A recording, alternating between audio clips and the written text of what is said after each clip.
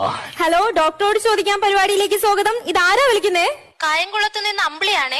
അമ്പിളി, ഇനി ഡോക്ടറോട് സംസാരിച്ചോളൂ. ശരി. പറയാമ്പിളി. ഡോക്ടർ, ഞാൻ 45 വയസ്സുള്ള ഒരു യുവതിയാണ്. 45 വയസ്സുള്ളപ്പോ യുവതിയല്ലല്ലോ, അമ്മച്ചല്ലേ? എനിക്ക് കല്യാണം കഴിഞ്ഞ് 2 മക്കളുണ്ട്. അയ്യോ, അതെന്റെ തെറ്റല്ല. സാർ, എനിക്ക് വീട്ടു ജോലി എല്ലാം കഴിഞ്ഞു. ഒന്ന് കണ്ണടിച്ച് കിടന്നൊന്ന് ഉറങ്ങാൻ എന്റെ ഭർത്താവ് സമ്മതിക്കുന്നില്ല സാർ. ഞാൻ എന്ത് ചെയ്യട്ടെ? ഇപ്പൊ എന്താ ഭർത്താവിന്റെ പ്രശ്നം?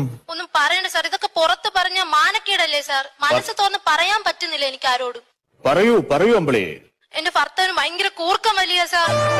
കൂർക്കം വലിയ ഡീപ് ആത്മീയ എന്ന് പറയും. അത് ഒരു വലിയ പ്രശ്നമെന്ന് ചിലർക്ക് തോന്നാം, ചെറിയ പ്രശ്നം ചിലർക്ക് തോന്നാം. അപ്പൊ അമ്പിളി ഒരു കാര്യം ചെയ്യും, ഞാൻ പെട്ടെന്നൊരു പരിഹാരം പറയാം. അതായത് നിങ്ങള് 2 വശത്തായിട്ട് കിടന്നുറങ്ങണം.